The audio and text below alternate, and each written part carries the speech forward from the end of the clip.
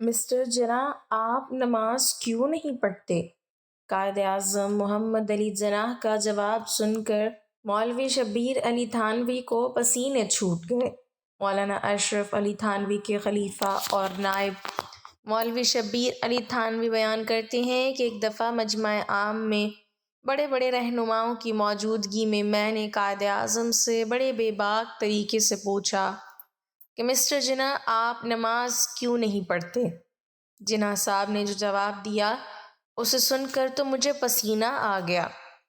اتنا بڑا آدمی اور اتنے بڑے اجتماع کے سامنے اس نے بسم اللہ الرحمن الرحیم 1936 میں جب پنڈت جواہر لال نہرو نے یہ اعلان کیا کہ ہندوستان میں صرف دو ہی گروہ ہیں، ایک انگریز اور دوسرا کانگریس، تو قائد اعظم نے انہیں بر وقت للکارا اور مسلمانوں کی موجودگی کا احساس دلاتے ہوئے انہیں یہ باور کروایا کہ یہاں ایک تیسرا گروہ بھی ہے جسے مسلمان کہتے ہیں۔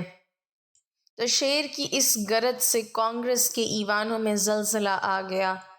قائد اعظم کے اس نعرہ حق کو انجام یہ ہوا کہ کانگریس اور اس کے گماشتوں نے قائد اعظم کو نشانے پر رکھ لیا۔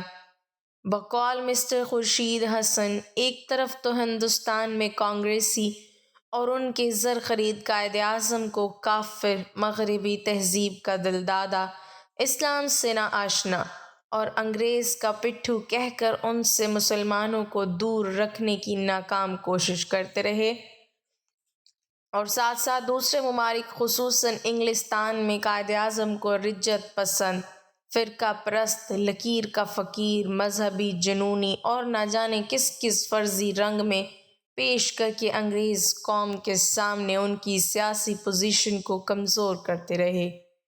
قائد اعظم کے اخلاق و کردار سے اور دین اسلام پر عمل کے ثبوت کے لیے صرف ایک ہی واقعہ کافی ہے، جس کو منشی عبد الرحمن نے اپنی کتاب قائد اعظم کا مذہب و عقیدہ میں تحریر کیا ہے۔ وہ لکھتے ہیں، مولانا شبیر احمد علی تھانوی قائد اعظم سے اپنی ایک ملاقات کی تفصیل تحریر کرتے ہوئے لکھتے ہیں کہ دوران گفتگو میں جناح صاحب سے میں نے یہ سوال کیا کہ آپ ہزاروں روپیہ خرچ کرا کے پنڈال وغیرہ بناتے ہیں اور لوگ گلے پھاڑ پھاڑ کر نعرہ تکبیر بلند کرتے ہیں، اس سے کیا فائدہ ہوتا ہے؟ جناح صاحب نے فرمایا کہ اس سے غیر اقوام پر رعب پڑتا ہے۔ میں نے کہا میں ایک اور تدبیر بتاتا ہوں جس سے رعب زیادہ ہوگا۔ قائد اعظم نے فرمایا وہ کیا؟ میں نے کہا جب جلسے کے دوران نماز کا وقت آ جائے تو اس سوا 1.5 لاکھ کے مجمع کو لے کر باجماعت نماز ادا کریں، اور آپ خود دیکھیں گے کہ کتنا رعب پڑتا ہے۔ اس پر قائد اعظم نے جو جواب دیا وہ آپ کی کمال بصیرت کا منہ بولتا ثبوت ہے۔ آپ نے فرمایا آپ ٹھیک فرماتے ہیں، مگر میں اس وقت اس پر عمل کرنے سے معذور ہوں۔ میں نے کہا کہ آپ کو کیا عذر ہے؟ تو فرمایا کہ آپ باجماعت نماز پڑھنے کو کہتے ہیں تو امام کس کو بناؤں؟ ممکن ہے کہ میرا خیال درست ہو کہ اگر میں امامت کروں، سب لوگ نہ صحیح مگر کثیر تعداد میں لوگ میری موجودگی میں نماز ادا کر لیں گے، مگر میں خود کو امامت کے قابل نہیں سمجھتا اور نہ ہی مجھ میں اس کام کی اہلیت ہے، اس لیے کسی دوسرے کو امام بنانا پڑے گا۔ اب مسئلہ یہ ہے کہ اگر امام دیوبندی ہوگا تو بریلوی اس کی امامت میں نماز ادا نہیں کریں گے، اور اگر امام بریلوی ہوگا تو دیوبندی نہیں پڑھیں گے، اور الگ الگ جماعتوں کی وجہ سے رعب پڑھنے کا غیر اقوام پر مسلمانوں کا اختلاف نمایاں ہوگا، تو اس سے فائدے کی بجائے نقصان ہوگا۔ دشمن مسلمانوں کو الگ الگ دیکھ کر مزید دلیر ہوگا اور اس سے فائدہ اٹھانے کی کوشش کرے گا، اس لیے فی الوقت میں اس تجویز پر عمل کرنے سے معذور ہوں، آگے چل کر دیکھا جائے گا۔ میں نے کہا اس پر اگر بات کی تو بحث طویل ہو جائے گی، اس کے متعلق تو پھر عرض کروں گا۔ اب ایک دوسری بات عرض کرتا ہوں کہ خود آپ پر بھی تو نماز فرض ہے، آپ کیوں نہیں نماز پڑھتے؟ آپ جلسوں میں اپنا یہ معمول رکھیں کہ جب نماز کا وقت آ جائے تو آپ خود مصلی بچھا کر نماز پڑھنی شروع کر دیں، کوئی پڑھے یا نہ پڑھے۔ اس سوال کا جواب جو جناح صاحب نے دیا، ان کے الفاظ آج تک میرے کانوں میں گونج رہے ہیں، جن کو سن کر مجھے پسینہ آ گیا۔ عام طور پر یہ دیکھا گیا ہے کہ جب انسان کسی اونچے مقام پر پہنچتا ہے تو وہ عجب اور تکبر کا شکار ہو جاتا ہے۔ وہ خدا کو بھول جاتا ہے اور اپنے اوپر کیے گئے کسی بھی اعتراض کو اپنی توہین سمجھتے ہوئے اعتراض کرنے والے کو قرار واقعی سزا دینے کے احکامات جاری کر دیتا ہے۔ مگر ہمارے قائد اعظم کی شان ہی نرالی ہے۔ جب مولوی صاحب نے پوچھا کہ آپ پر بھی تو نماز فرض ہے، آپ کیوں نہیں پڑھتے؟ یاد رہے کہ یہ سوال مجمع عام میں ہو رہا تھا تو اس وقت قائد اعظم کرسی پر تکیہ لگائے بیٹھے تھے۔ قائد اعظم پر اس سوال سے اتنا رعب طاری ہوا کہ آگے کو جھک گئے اور نہایت ہی ندامت کے لہجے میں کہنے لگے کہ میں گناہ گار ہوں، خطا کار ہوں۔ آپ کو حق ہے کہ مجھے نماز کا کہیں، میرا فرض ہے کہ میں سنوں۔ میں آپ سے وعدہ کرتا ہوں کہ آئندہ نماز پڑھا کروں گا۔ اس مجمع عام میں سرکردہ افراد کی موجودگی میں جب قائد اعظم نے اظہار ندامت کیا اور اقرار خطا کیا تو قائد اعظم کے اس عمل نے مجھے بہت متاثر کیا۔ قائد اعظم کے اس جواب کے بعد میں نے پھر کہا کہ دیکھیے، یہ جناح کا وعدہ ہے۔ جناح جتنا اپنے اصولوں کا پکا ہے اتنا ہی اپنے وعدوں میں بھی پختہ ہے۔ یہ کسی چلتے پھرتے عام آدمی کا وعدہ نہیں کہ وعدہ کیا اور بھول گیا۔ اس پر قائد اعظم نے بار بار سینے پر ہاتھ مار کر کہا کہ ہاں، یہ جناح کا وعدہ ہے، یہ جناح کا وعدہ ہے، میں اس کو پورا کرنے کی کوشش کروں گا۔ آپ میرے لیے دعا فرمائیں۔ اس کے بعد قائد اعظم نے نماز شروع کی اور اپنے آخری وقت تک اہل سنت کے طریقے کے مطابق نماز کے پابند رہے، اور ان کی دیکھا دیکھی بعض بے نمازی بھی نماز کے پابند ہو گئے۔ سبحان اللہ، یہ تھے ہمارے قائد اعظم، جو وعدہ کیا اسے پورا کر کے دکھایا، چاہے وہ نماز پڑھنے کا وعدہ ہو یا پاکستان بنانے کا وعدہ ہو۔ روایت ہے مولانا اشرف علی تھانوی کا بھیجا ہوا علماء کا ایک وفد قائد اعظم کی خدمت میں پہنچا اور ملاقات میں دو نکات پر زور دیا۔ اول، سیاست اور مذہب، اور دوم، جھکتے ہوئے کہا کہ اگرچہ ذاتی بات ہے مگر انہیں نماز پڑھنی چاہیے۔ پہلی بات تو یہ ہے کہ مسند روایت نہیں بلکہ مستند واقعہ ہے اور تاریخ کا حصہ ہے۔ میں نے 2001 میں محترم ارشاد احمد حقانی مرحوم سے کلمی بحث میں اس کا حوالہ دیا تھا، اور پھر افتخار احمد کے ساتھ یوم قائد اعظم کے حوالے سے ٹی وی پروگرام جواب دے میں بھی عرض کیا تھا کہ قائد اعظم کی مذہبی تربیت مولانا اشرف علی تھانوی کی ہدایت پر ان کے ساتھیوں اور خواہرزادوں نے کی تھی، جن کی قائد اعظم سے طویل ملاقاتیں ہوتی رہیں۔ ان ملاقاتوں کا نتیجہ تھا کہ انگلستان سے واپسی کے بعد قائد اعظم کی تقریروں پر واضح مذہبی رنگ نظر آتا ہے۔ ان کی تقریروں میں جا بجا اسلام کے حوالے ملتے ہیں۔ خدا کے سامنے جواب دہی کے خوف کا خوف طاری ہوتا دکھائی دیتا ہے۔ قائد اعظم کی تقاریر کو بغور پڑھنے کے بعد میں اس نتیجے پر پہنچا ہوں کہ 1934 کے بعد ان کے نظریات میں ایک واضح تبدیلی نظر آتی ہے۔ مذہب کی جانب جھکا محسوس ہوتا ہے اور ان کے تصور قومیت اور سیاست میں بنیادی ارتقاء دکھائی دیتا ہے۔ ظاہر ہے کہ قائد اعظم کوئی مذہبی شخصیت نہیں تھے اور نہ ہی علامہ اقبال کی مانند ان کی مذہبی تربیت ہوئی تھی۔ وہ ایک کھرے اور سچے مسلمان تھے اور اسلام کی تعلیمات میں یقین رکھتے تھے۔ انہوں نے اپنے طور پر اسلامی نظام، سیرت نبوی اور قرآن حکیم کا گہرا مطالعہ کیا تھا، جس کے حوالے ان کی تقاریر میں جا بجا ملتے ہیں۔ وہ قرآن حکیم پر غور و فکر کرتے تھے اور اس کی گواہی نہ صرف منیر احمد منیر کی کتاب دی گریٹ لیڈر کے عینی مشاہدین دیتے ہیں، بلکہ جنرل محمد اکبر کی کتاب میری آخری منزل سے بھی ملتی ہے۔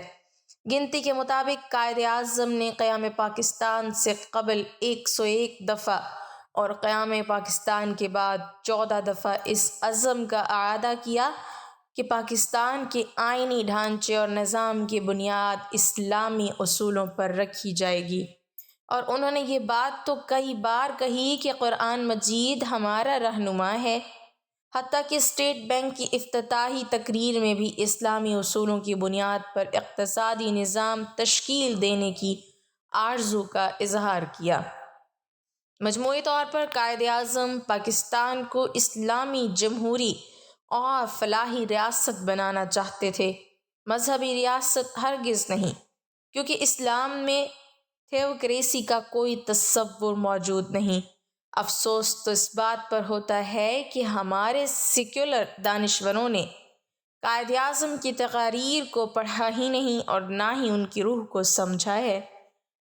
وہ فقط چند ایک تقاریر پڑھ کر اپنا مطلب نکال لیتے اور اس پہلو پر غور کرنے کی زحمت نہیں فرماتے کہ وقت گزرنے کے ساتھ کب اور کیسے قائد اعظم کے نظریات میں تبدیلی آتی گئی اور انہوں نے مسلمانوں کے حوالے سے اقلیت سے قومیت تک کا سفر کیسے طے کیا۔ اقبال کا فکری ارتقا بھی اسی حقیقت کی غمازی کرتا ہے۔ اسلام مخالف اور دین بیزار حضرات قائد اعظم کو سیکولر ثابت کرتے رہتے ہیں، اور ان کے علم کا حال یہ ہے کہ وہ اکثر دعوے کرتے پائے جاتے ہیں کہ قائد اعظم نے کبھی پاکستان کو اسلامی مملکت بنانے کا اعلان نہیں کیا۔ یہ سطحیت کی حد ہے، کیونکہ قائد اعظم نے فروری 1948 میں امریکی عوام کے نام براڈ کاسٹ میں پاکستان کو پریمیئر اسلامک اسٹیٹ قرار دیا تھا۔ البتہ سیکولر کا لفظ کبھی ان کی زبان سے نہیں نکلا۔ قائد اعظم کے نظریات کیا تھے اور وہ پاکستان کو کیسی ریاست بنانا چاہتے تھے، یہ میرا ذاتی مسئلہ نہیں، لیکن دین بیزار حضرات اس حوالے سے جب قائد اعظم کو مولوی محمد علی جناح کہتے ہیں اور مجھ پر بھپتی کستے ہیں تو میں محفوظ ہوتا ہوں اور دعا مانگتا ہوں کہ اللہ انہیں قائد اعظم کی تقاریر پڑھنے کی توفیق دے۔ رہا آج کا پاکستان تو وہ نہ اسلامی ہے، نہ جمہوری ہے اور نہ ہی فلاحی ہے، بلکہ امریت اور جمہوریت کا مرغوبہ رہے، جہاں اقتدار اور سیاست پر دولت کی اجارہ داری ہے، نیم خواندہ نظریاتی منطق اور ہوس زدہ طبقے چھائے ہوئے ہیں، اور عوام کے نام پر عوام کے لیے بنائے گئے پاکستان میں عوام پس رہی ہیں۔ بات چلی تھی مولانا اشرف علی تھانوی اور قائد اعظم کی مذہبی تربیت کے حوالے سے، اور قدرے دور نکل گئی۔ اس ضمن میں منشی عبدالرحمن خان مرحوم کی کتاب تعمیر پاکستان اور علماء ربانی میں تفصیل سے موجود ہے اور پڑھنے کے لائق ہے۔ منشی عبدالرحمن مرحوم نے بڑی محنت اور تحقیق سے مواد جمع کیا ہے اور قائد اعظم کے حوالے سے ان گوشوں پر روشنی ڈالی ہے جن کا ذکر نہ ہماری تحریک پاکستان پر لکھی گئی کتابوں میں ملتا ہے اور نہ ہی مغربی اسکالرز قائد اعظم کی سوانح لکھتے ہوئے انہیں قابل توجہ سمجھتے ہیں، کیونکہ یہ انہیں سوٹ نہیں کرتا۔ آج کا نوجوان تو یہ بھی نہیں جانتا کہ مولانا اشرف علی تھانوی بہت بڑے اسکالر، مفسر قرآن اور سیرت نبوی کے عظیم مصنف اور بڑی روحانی شخصیت تھے۔ ایسی شخصیت کا مسلمانوں کے مستقبل کے بارے میں متفکر رہنا قابل فہم ہے۔ مولانا شبیر علی تھانوی کی رویداد تبلیغ کا حوالہ دیتے ہوئے منشی عبدالرحمن مرحوم نے لکھا ہے، حضرت حکیم الامت مولانا اشرف علی تھانوی دوپہر کا کھانا نوش فرما کر کہلولا کے لیے خانقاہ میں تشریف لائے اور مجھے آواز دی۔ حاضر ہوا تو حضرت متفکر تشریف فرما تھے۔ یہ مئی 1938 کا واقعہ ہے۔ اس زمانے تک قرارداد پاکستان منظور نہیں ہوئی تھی، مگر کانگریس اور ہندوؤں کی ذہنیت بے نقاب ہو چکی تھی۔ حضرت نے 2-3 منٹ کے بعد سر اٹھایا اور ارشاد فرمایا، میاں شبیر علی، ہوا کا رخ بتا رہا ہے کہ لیگ والے کامیاب ہو جائیں گے، اور بھائی جو سلطنت ملے گی وہ انہی لوگوں کو ملے گی جن کو آج ہم فاسق فاجر کہتے ہیں۔ مولویوں کو تو ملنے سے رہی، لہٰذا ہم کو یہ کوشش کرنا چاہیے کہ یہی لوگ دیندار بن جائیں۔ آج کل کے حالات میں اگر سلطنت مولویوں کو مل بھی جائے تو شاید چلا نہ سکیں گے۔ ہم کو تو صرف یہ مقصود ہے جو سلطنت قائم ہو وہ دیندار اور دیانتدار لوگوں کے ہاتھ میں ہو، اور بس۔ میں نے ارشاد سن کر عرض کیا کہ پھر تبلیغ نیچے کے طبقے سے شروع ہو یا اوپر کے طبقے یعنی خواص سے؟ اس پر ارشاد فرمایا کہ اوپر کے طبقہ سے، کیونکہ وقت کم ہے اور خواص کی تعداد بھی کم ہے۔ اگر خواص دیندار بن گئے تو انشاءاللہ عوام کی بھی اصلاح ہو جائے گی۔ اس پس منظر اور اس جذبے کے تحت مولانا اشرف علی تھانوی نے ایک وفد ترتیب دیا۔ نواب محمد اسماعیل کے ذریعے قائد اعظم سے ملاقات کا انتظام کیا۔ نواب محمد اسماعیل مسلم لیگ کے سرکردہ لیڈر تھے اور دسمبر 1947 میں جب مسلم لیگ کو 2 حصوں میں تقسیم کیا گیا اور ہندوستان کے لیے انڈیا مسلم لیگ بنائی گئی تو نواب اسماعیل اس کے پہلے صدر تھے۔ آپ سے التماس ہے کہ اپنے قائد اعظم کے لیے دعا فرمائیں کہ اللہ تعالیٰ ان کو جنت الفردوس میں اپنے قرب خاص میں جگہ عطا فرمائے، آمین۔ ناظرین، کمنٹ باکس میں اللہ تعالیٰ کے 99 ناموں میں سے ایک نام ضرور ٹائپ کریں۔